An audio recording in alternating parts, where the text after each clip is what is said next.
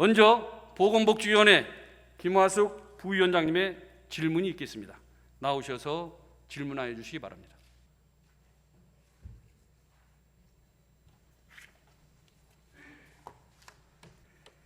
존경하는 천만 시민 여러분, 김인호 의장님, 그리고 선배 동료 의원 여러분, 오세훈 시장님과 조희연 교육감님을 비롯한 관계 공무원 여러분, 더불어민주당 비례대표 1번 출신으로 보건복지위원회 부위원장으로 의정 활동을 하고 있는 김화숙 의원입니다.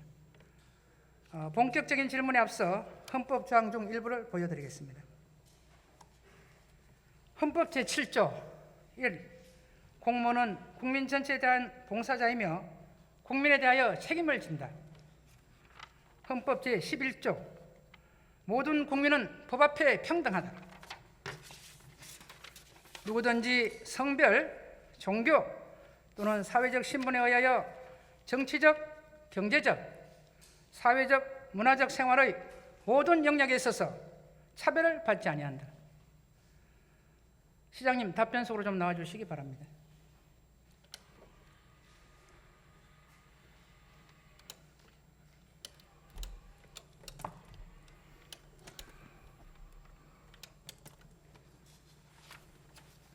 시장님, 지난 3년 동안 본 의원이 사회복지 현장에서 직접 체험했던 것을 공유하고자 이 자리에 서게 되었습니다.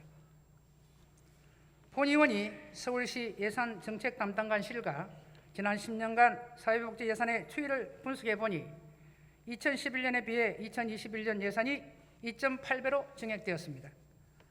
그런데 지난 3년간 270여 회의 현장 방문을 해본 결과 늘어난 예산만큼 복지 대상자들이 체감을 못하고 있었습니다.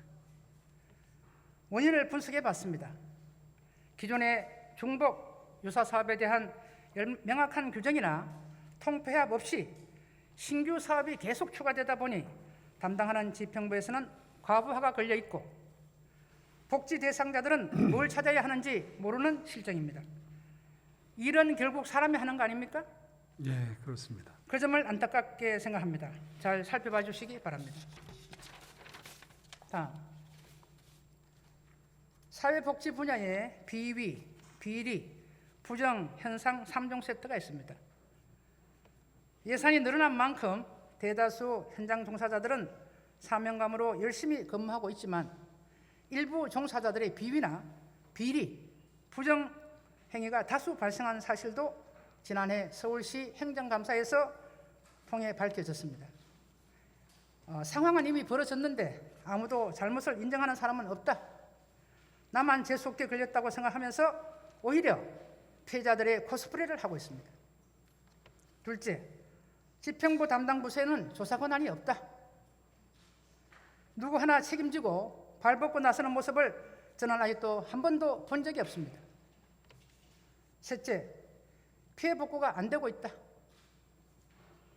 한 예로 작년 서울시 보건복지원의 행정감사에서 노숙인과 쪽방촌 주민에게 지급되어야 할 상품권과 LED 전등 고체 사업비를 일부 종사자가 횡령한 사실이 밝혀졌는데도 불구하고 아직도 시정이 되지 않고 그대로 있습니다.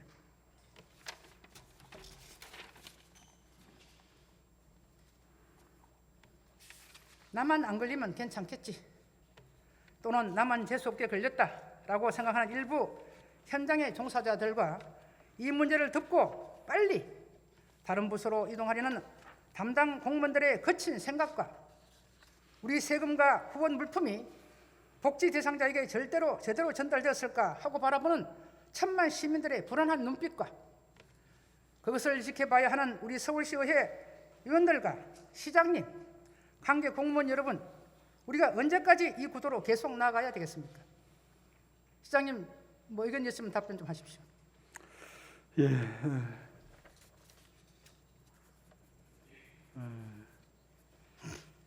지금 예로 들어주신 그 사례 중에 지난번 299회 임시회에서 의원님께서 5분 자유 발언으로 말씀하신 그 쪽방 상담소에 대한 감사위원회의 특정 감사는 당초 예정됐던 10월부터 11월에서 4월부터 7월로 일정이 앞당겨졌습니다. 현재 쪽방 상담소 3개소 감사 완료됐고 2군데는 진행 중이고 향후 감사 결과에 따라서 적의 조치될 예정입니다.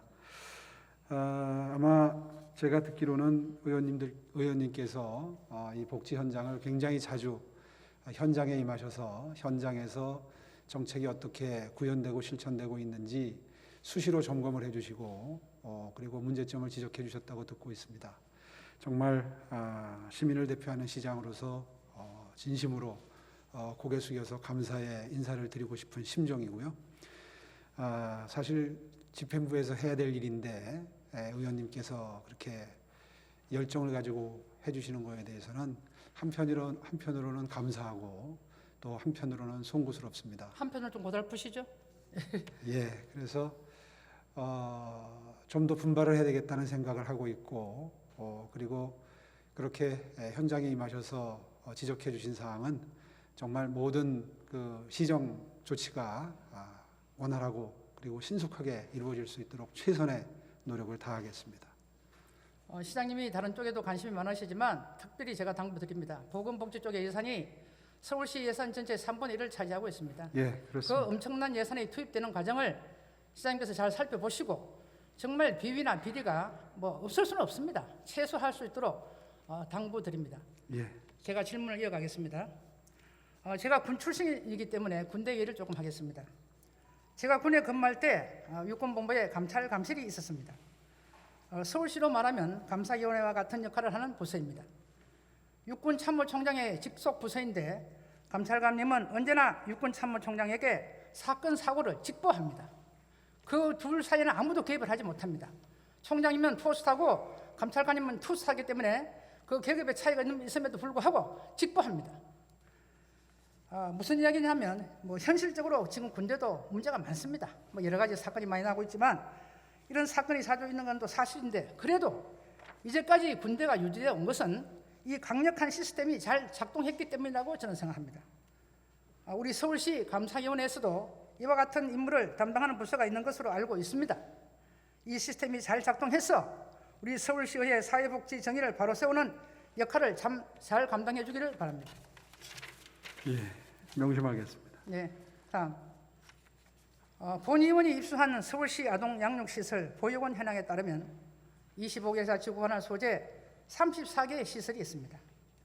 2011년 5월 말 기준으로 1,826명의 아동이 입소해 있습니다. 시외에 있는 7곳을 366명을 제외하더라도 27개 시설에 1,460명은 주소지가 해당 시설 서울로 되어 있습니다. 즉 서울 시민이고 시설장은 서울시장과 해당 자치구청을 대신하여 후견인 역할을 하고 있습니다. 보육원은 아동복지의 최후의 보루라고 본인은 생각하고 있습니다. 시장님은 이 부분에 동의하십니까? 네. 그런데 일부 시설에서 그동안 방임과 중복 학대, 회계 부정 등의 사건이 실제로 발생했다면 서울시가 할 수 있는 대응 방안은 무엇이 있습니까?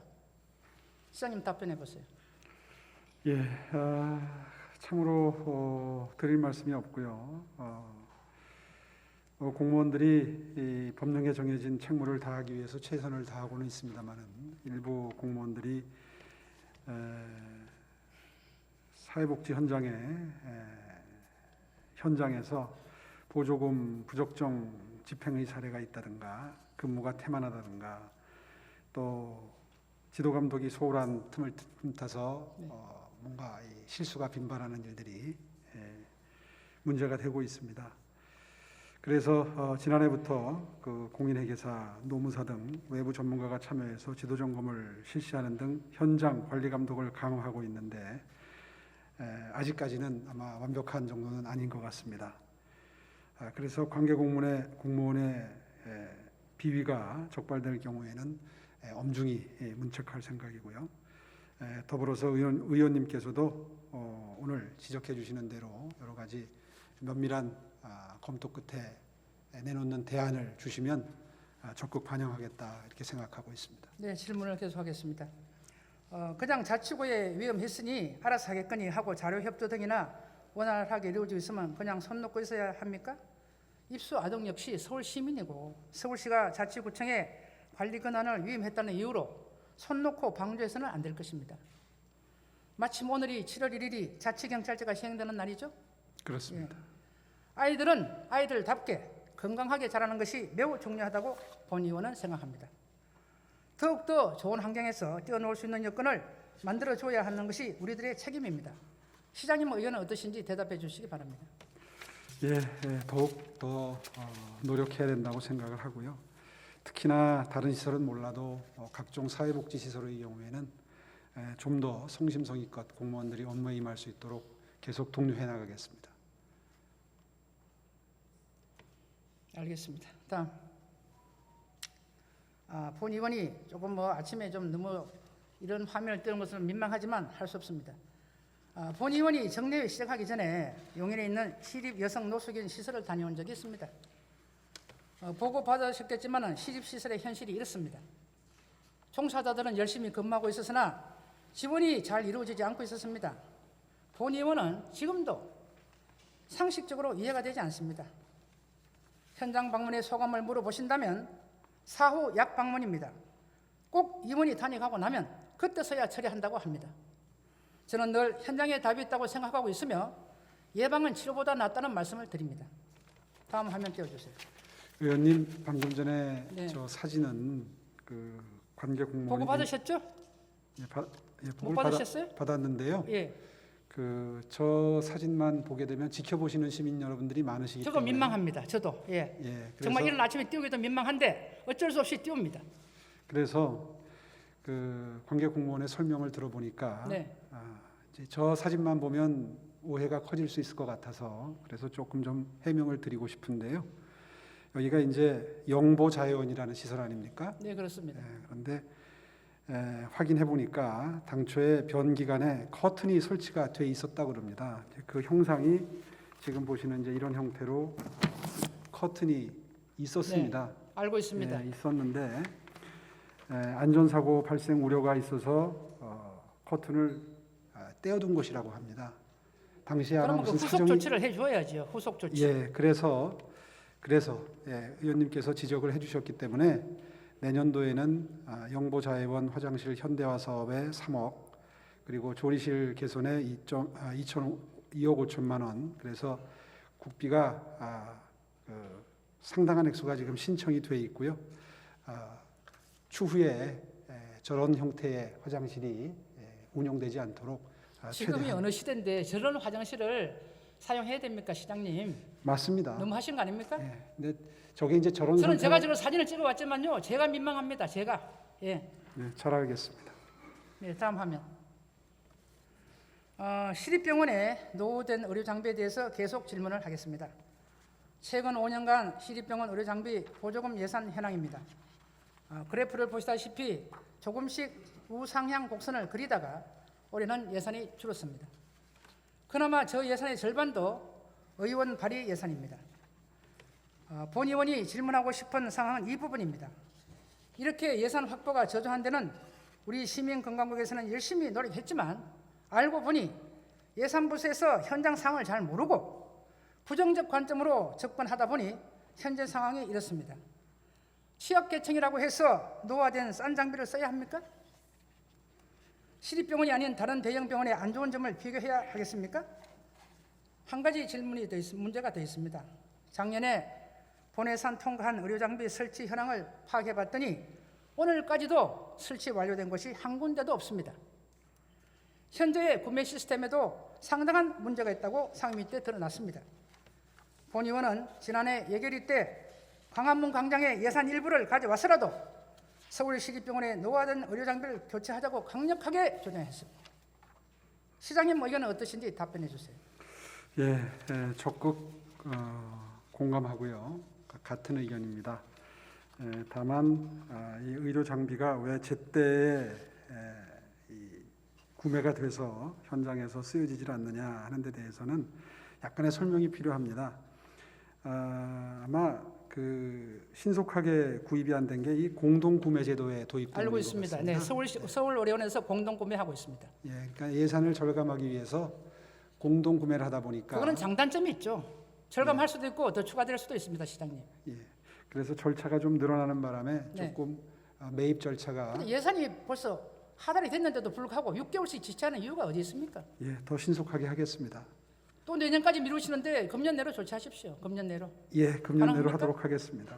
왜냐하면 실제 시장님도 병원을 몇 군데 가시는 걸로 알고 있는데 그 현장에 들어가셔서 실제 그 촬영기를 들어보신 적 있습니까? 이게 16년 돼 가지고요 판독이 안 됩니다. 판독이. 예, 제가 그 보람의 병원 3번 갔습니다. 현장을.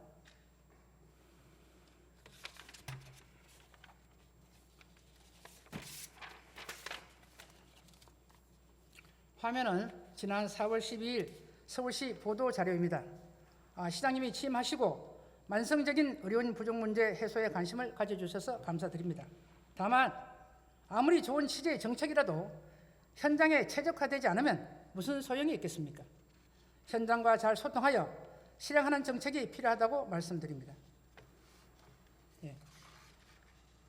화면은 작년이나 올해 코로나19 상황으로 인해서 급증한 방역소독 예산 현황입니다. 방역소독 예산을 예를 들어서나 비단 방역소독 예산만 문제가 아닙니다. 서울시 예산은 윤문 예산이라서 먼저 가져가는 사람이 임대라는 말이 있습니다. 작년에 행정사무감사 때 교통위원회 마을버스 방역소독 사업이나 우리 보건복지원의 노숙인 시설 방역소독 사업 내용을 담당 부서로부터 추후에라도 정확히 보고받으시고 조치해 주시기 바랍니다. 특히 보조금에 관련된 예산 검증 시스템이 구축이 제대로 되어 있는지 시장님께서 살펴보시기 바랍니다. 예, 보건복지원의 소관부서 중에서 특히 복지정책실과 시민건강국의 보건의료정책과 등의 경우 우리 취약계층을 직접적으로 소통하는 비중이 높은 부서이다 보니 TP 부서인 것은 누구나 알고 있습니다. 예, 업무에 연속성이 없어서 중간에 계속 흐름이 끊어지고 있습니다. 이렇게 다들 고생하는데 보상 제도가 뭐가 있는지 제가 내용을 살펴봤습니다. TP 부서는 의무 할당제고 그다음에 두 번째 선급을 높여준다 등의 우대 정책이 있다고 하지만 실제로는 효과성이 있는지 의문입니다. 우리 보건복지원의 소관부서 담당 공무원들 최선을 다하고 있고 정말 고생 많이 하고 있는 거 본의원이 알고 있습니다. 한 예로 같은 조건일 때는 교육 선발 우선 제도 등을 활용하여 잘 보살펴 주시기 바랍니다. 시장님 어떻게 생각하시는지 의견을 말해 주십시오. 예, 모든 부서가 다 업무 강도가 동일하지는 않지요. 특히나 이 복지부서나 교통부서 또 경제 활동을 진작시키는 부서 또 기후변화부서 이렇게 몇 군데는 서울시 공무원들 사이에서 상당히 경무부서로 분류가 돼서 어떤 점에서는 좀 깊이 부서로 분류가 되는 측면이 있습니다. 그럼 뭐 특별한 보상 제도라도 좀 생각해 주셔야 되는 거 아닙니까? 예, 그래서 기존에 마련된 여러 가지 인센티브 시스템이 있는데요. 이러한 경무부서로 분류가 되는 대표적인 부서의 경우에는 연속 근무를 제한한다든가 또 1호봉 특별 승급 심사 시에 우대를 한다든가 또 중요 직무급 수당 지급한다든가 승진 심사 시에 우대를 한다든가 선호부서 근무 희망 시에 우선 고려한다든가 또 우수 인력을 충원해 준다든가 하는 이런 여러 가지 인센티브 시스템이 마련이 되어 있습니다. 네. 여기에 더해서 좀 더 어려운 부서에서 힘든 부서에서 노력한 직원들의 경우에는 그에 합당한 대접이라고 그럴까요? 경무 부서인 거는 인정하시죠, 시장님? 예, 받을 수 그럼 있도록 거기에 대해서 적절한 보상을 해주시기를 부탁을 드립니다. 예, 그렇게 하겠습니다. 네, 시장님 자리에 들어가셔도 좋습니다.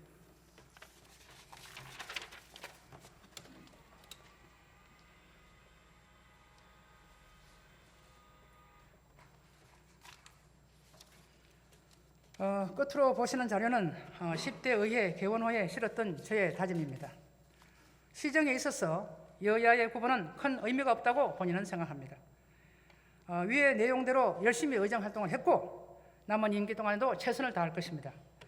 서울시 사회복지의 정의는 아직도 살아있다는 말씀을 드리면서 경청해 주셔서 감사합니다. 저희 질문을 마치겠습니다. 충성.